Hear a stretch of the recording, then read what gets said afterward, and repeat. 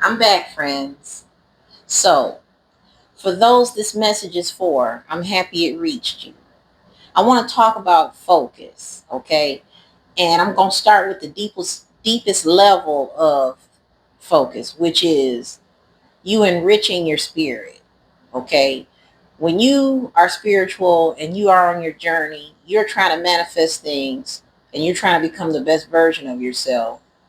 But in that, you do more than just position yourself in life to earn better physical surroundings. You actually become a better person. Like, seriously, you develop character, but even deeper than that, you enrich your spirit. Okay? So, in other words, you make yourself better to the deepest level and the highest level of spirituality, to the deepest level of you, like the person God makes for you to be, wants you to be. You get closer and closer to that. That's the first thing I want to say. Okay. But since we are here on this earth, right, and we have to live and we have to do things, we must ground how we feel. And grounding how you feel doesn't make you greedy. It just means that you want to live good while you are here. So the things that you do, such as, faking it till you make it and daydreaming about a new life and speaking new things, etc., picking new behaviors and all of that. And you put all of that um, you know, into your work. You are building your momentum. But just remember also to ask to be enriched in the spirit too. And that does so much. An enriched spirit will make you behave differently. And your reward for the devotion you give to being different will be an earthly gift. It'll be easier for you to finance that car you want simply because you gave extra time of faithfulness and devotion, you know, or whatever it was for you. Fasting, whatever you had to discipline yourself to do in regards to becoming new. Even if you didn't receive like a physical gift, I know a lot of you can relate to the fact that you overcame something hard, something very difficult that you didn't know you could do, and you tried it anyway, even though you were afraid. And then you just had this upliftment within, like somebody just lifted a ton of bricks off of your shoulders. And that is because you passed a spiritual test, so to speak, for lack of better terms. It's like you put your faith in the forefront. Despite the fact that you were afraid, you still went ahead and stepped on faith. And your reward for that was the heightened feeling you got. It's like you were taking up a step. Maybe you got a higher frequency. However you want to describe it, the feeling is that you feel new almost, okay? So what else? I want to wrap it up by saying we still don't have access to reality, but that's what source is for. That's what our creator, God, universe, whatever you refer to, that's what he is there for. You'll know what to do next, okay? Let me see. I had to write this stuff down. It was so good. I didn't want to forget any of it. Let me see.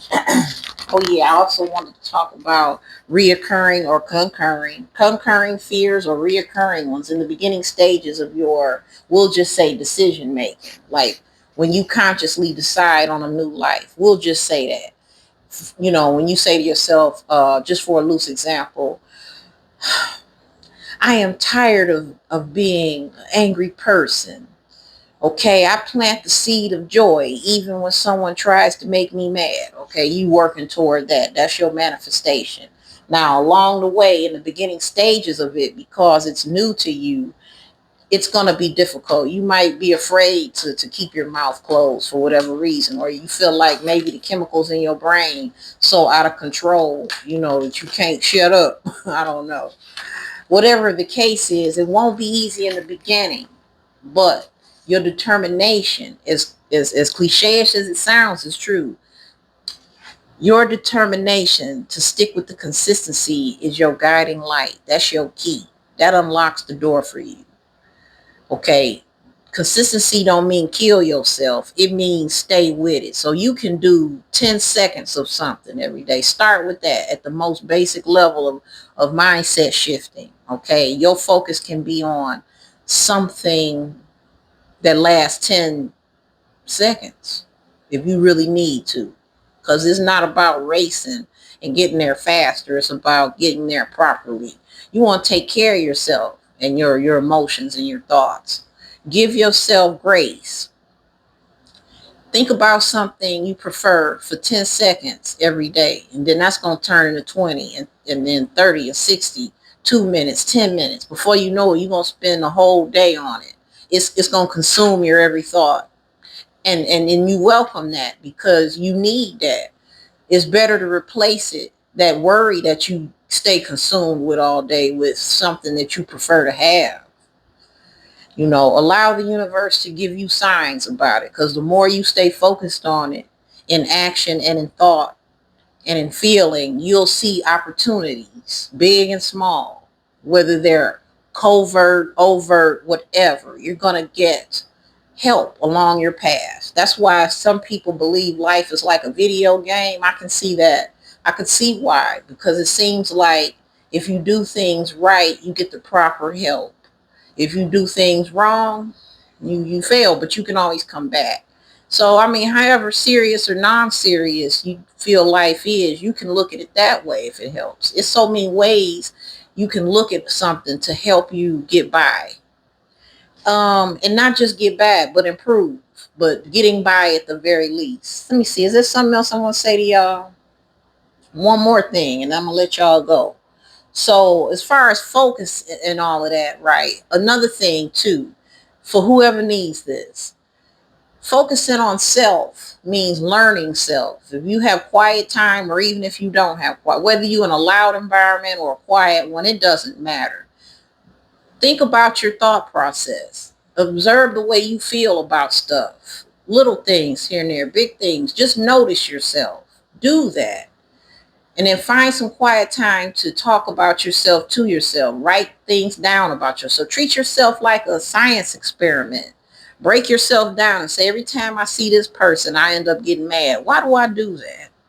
Why every time I go to this particular place, my stomach hurt? Why do I do that? Do stuff like that, okay? And learn yourself bit by bit. Why?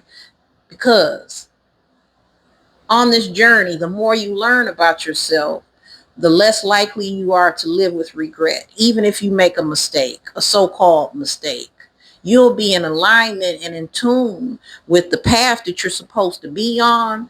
So the mistakes you make, you can have confidence in the fact that it's for the greater good. Okay, again, God loves you. Whatever he does with you, he knows what he's doing. But for your sake, in order for you to feel confident in the things you do everything in accordance to your path, the communication that you're keeping with the universe, whatever that is. If you go along that path and don't stray from it, anything you call a mistake will feel triumphant later.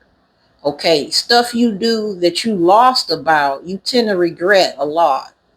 And so if you feel lost, start learning yourself, especially before you make major decisions. You can't help everyday daily dealings. There's nothing you can really do about that except adapt. But when it comes to major life decisions like traveling to a certain city, marrying a certain person, whether or not you want children, learn yourself first, okay? Because then when you find out your ticks, your goods, your bads, etc., you can get around yourself when it comes to dealing with the new children you make, the spouse you meet, the job you have. Everything else in your world will go smoothly in accordance to your universe because you understand how you operate.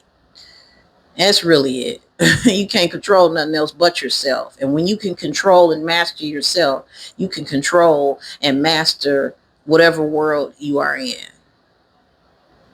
I'll see you guys later.